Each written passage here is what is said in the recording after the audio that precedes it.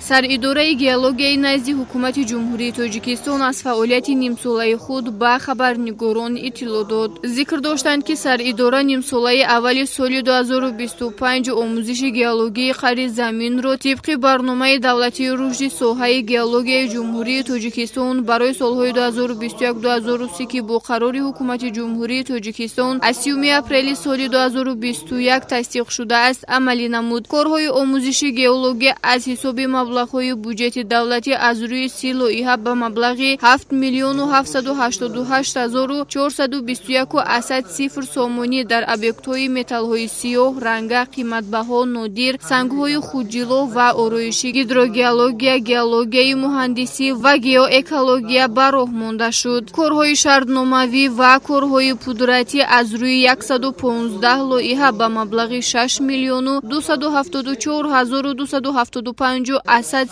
сомонӣ ба анҷом расонида шуд. гуфта шуд, ки дар давраи ҳисоботӣ саридора ба маблағи 4 миллиону 264,691,0 сомонӣ ба буҷет андоз супоридааст, ки ин нисбат ба ҳамин давраи соли 2024 776,140 сомонӣ зиёд мебошад. дар фарҷоми нишаст байни ҳозирин мубодилаи афкор сурат гирифт.